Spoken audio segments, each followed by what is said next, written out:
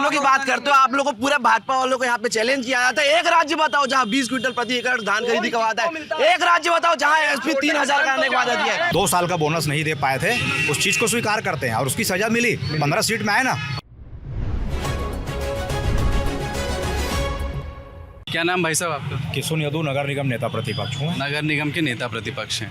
तो ये जो कह रहे हैं कि मैनिफेस्टो आने के बाद फिजा बदल जाएगा, यह तो अभी भी बदली हुई है। जो कांग्रेस एक तरफा बोलती थी 75 पार करके अब बराबरी में आ गई है। इसका मतलब यह है कि भाजपा के पक्ष में लोगों का झुकाव होते जा रहा है और जैसे मैनिफेस्टो आएगा, सत्ता में हैं लोग, सत्ता पार्टी की जिम्मेदारी होती है कि वो क्या करना चाहते हैं पहले। हम तो विपक्ष में हैं, हमारा मैनिफेस्टो पहले चरण का जो मतदान होगा उससे पहले आ जाएगा। जनता के बीच में मैनिफेस्टो लेके जाएंगे और मैनिफेस्टो में वही चीज़ आएगा जो हम पूरा कर सकते हैं। ऐसा नहीं कि कांग्रेस ने जो छत्तीसगढ़ के लिए 36 घोषणा पत्र जारी किए, 36 वादे किए थे, वो झूठ का पुलिंदा था। पर किसानों के बारे में जो इन्होंने वादा किया वो तो पूरा कर दिया इन्होंने। 2500 रुपये पे खरीदा एमएसपी। 2500 छोड़ करके कौन सा वादा पूरा किया? 2500 कर्ज माफी कर दी। 2500 में इन्होंने नहीं खरीदा है। एमएसपी केंद्र सरकार देती है 2100-2200 रुपए के आसपास वो देती है और उसके अलावा 400-500 रुपए क्विंटल प्रति क्विंटल ये बोनस देते हैं। वो बोनस इन्होंने इसलिए देना शुरू किया क्योंकि जब ये 2500 की एमएसपी पे खरीद रहे थे तब केंद्र सरकार ने ये कहा था कि हम एफसीआई के कोटे का राज्य का चावल नहीं लेंगे क्योंकि आप ज्यादा कीमत पे दे रहे हो। जब केंद्र सरकार ने मना कर दिया कि हम आपका चावल नहीं लेंगे तो इन्होंने उंगली टेढ़ी करके ये तरीका निकाला कि हम बोनस देंगे। गलत कह रहा हूँ भाई साहब? सही बात है। जब केंद्र सरकार ने मना कर दिया छत्तीसगढ़ से कि हमारा धान नहीं खरीदेंगे, उसके बाद हमारी सरकार ने राजीव गांधी किसान न्याय योजना के तहत धान का खरीदी 2500 रुपये में और आज 2640 रुपये में हमारी सरकार धान की खरीदी कर रही है और आने वाले समय में 2800 रुपये में होगा। और उसके बाद हमारी सरकार ने घोषणा की है कि आने वाले समय में 3300 रुपये में धान की खरीदी छत्तीसगढ़ में। 3300 की घोषणा कहाँ हो गई? 3300 रुपये की हो चुकी है। 3000 और 3300 5वें साल में 3300 रुपये भी मिले। बहुत सारे आंकड़े अब हवाओं में हैं, कुछ आंकड़े कागजों पर है और कुछ फिजाओं में है। बोनस के बारे में बोलना चाहूँगा कि छत्तीसगढ़ में हमारी जब 15 साल सरकार रही तो बोनस, किसानों को बोनस देने की शुरुआत माननीय डॉक्टर रमन सिंह जी के द्वारा ही की गई थी।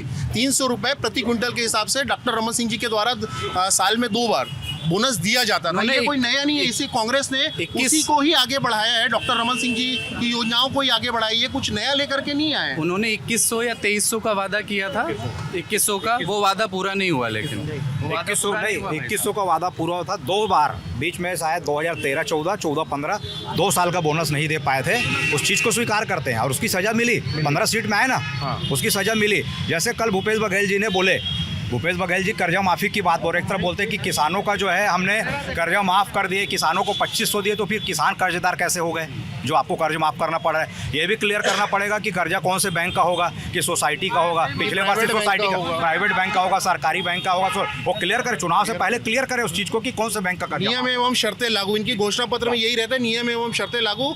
पिछले बार चुनाव जीत गए, आप कर्जा माफी पूरी की पूरी इनकी जो है घोषणा पत्र के वादे पूरे जमीन में कंप्लीट आप नहीं कह रहे हो कि कर्जा माफी अगर किसानों का आपने भला किया है, किसानों को किसान कर्जदार कैसे हो गए? तो फिर अगर फिर आप ये भी कह रहे हो भारतीय जनता पार्टी कर्ज माफी नहीं करेगी? नहीं, वो मैं नहीं बोल रहा हूँ, वो क्योंकि घोषणा पत्र जारी करने वाला किशोर यादव नहीं होगा, हमारे शीर्ष नेतृत्व करता बैठेंगे, वो तय करेंगे। जनता से सुझाव लिए, सुझाव के आधार पर जो बात आएगी उसको करेंगे। उसको मैं यहाँ कैसे तय करूँगा कि होगा या नहीं होगा? वो तो जब जारी होगा तभी। मैं एक बार, हाँ, क्या नाम है आपका? नाम बताइए। चिंटू सोनकर, जिला मंत्री युवा मोर्चा। भाई साहब, इन लोग कांग्रेस ने 2 साल का जो बोनस, जो भैया ने बताया 2 साल का बोनस हम देंगे करके कांग्रेस ने बोले थे। आज प्रत्येक किसान असंतोष है कि आज भी 2 साल का किसानों का बोनस इन लोग जो पूर्ववर्ती सरकार का देने का वादा किया था आज तक के दिए नहीं है। और साथ ही साथ ये जब बात करते हैं किसान हित की, मैं स्वयं किसान हूँ, इन लोगों ने इससे 1 वर्ष पूर्व जो बोरा के लिए तरसाए, एक किसानों को अपने घर से बोरा ला करके, बोरी ला करके बेचना पड़ता था। अगर इन लोगों ने तय कर दिया हम इतने कुंटल धान लेंगे तो बोरा की व्यवस्था करना पड़ेगा कि नहीं करना पड़ेगा सरकार को, लेकिन इन लोगों ने बोरा की व्यवस्था नहीं किया। किसान अपने पैसे से बोरा ला करके फटे पुराने बोरे में फटते हुए धान गिरता था रोड में और ले जाके बेचे हैं। ऐसे इन लोग ने 20 क्विंटल जो धान खरीदने का घोषणा किया गया है, क्या आधे एकड़ और एक एकड़ खेती वाले के पास 20 क्विंटल धान होता है? धान नहीं होता। आप लोग किसानों की बात करते हो, आप लोग को पूरे भाजपा वालों को यहाँ पे चैलेंज किया जाता है। एक राज्य बताओ जहाँ 20 क्विंटल प्रति एकड़ धान खरीदी का वादा है। एक राज्य बताओ जहाँ एसपी 3000 करने का वादा दिया है। ये छत्तीसगढ़ किसान पुत्र भूपेश बघेल की सरकार है। एक राज्य बता दो भाजपा का, एक राज्य बता दो भाजपा का जहाँ 20,000 20 क्विंटल प्रति एकड़, जहाँ 3000 के एमएसपी की बात हो रही है। और ये बोलते हैं ना एक राज्य बताइए। मैं पूछना चाहता हूँ, आप एक राज्य ऐसा बताइए जहाँ पे कोयला घोटाला हुआ हो, एक राज्य ऐसा बताइए जहाँ पे नान घोटाला नहीं हुआ, गोबर घोटाला हुआ हो, एक राज्य ऐसा बताइए।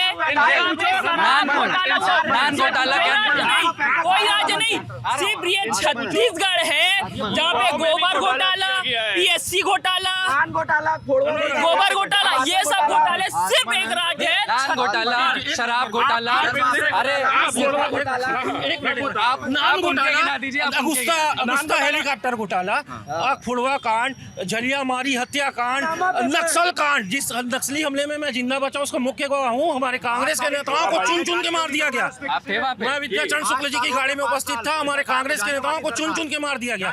रमन सिंह जी 2 दिन पहले हेलीकॉप्टर से गए तो 5000 सैनिक लगाए गए थे नीचे केवल हेलीकॉप्टर देखने के लिए। हम सड़क के रास्ते से सबसे घोर नक्सल क्षेत्र सुकमा क्षेत्र पहुंचे तो वहां पर इनके नेताओं ने कोई सुरक्षा प्रदान नहीं की। सुरक्षा प्रदान नहीं, हमारे कांग्रेस के प्रथम पंक्ति के पूरे नेता शहीद हो गए। और आज ये लोग बात करते हैं इन्हीं के नेताओं में। इंदिरा गांधी कह रहे हैं केंद्र में मनमोहन सिंह सरकार थी, जांच क्यों नहीं करवाई? जांच करवाई रही थी एनआईए से कि उसी बीच सरकार बदल गई और भारतीय जनता पार्टी की सरकार आ गई और आज तक जांच नहीं हुई। 5 साल से पूरी हो गई ना। 5 साल में आप जितना आरोप लगा रहे हैं उसमें एक भी जगह जांच क्यों नहीं करवाए? नान का जांच क्यों नहीं करवाए? क्यों फड़वा का जांच नहीं करवाए?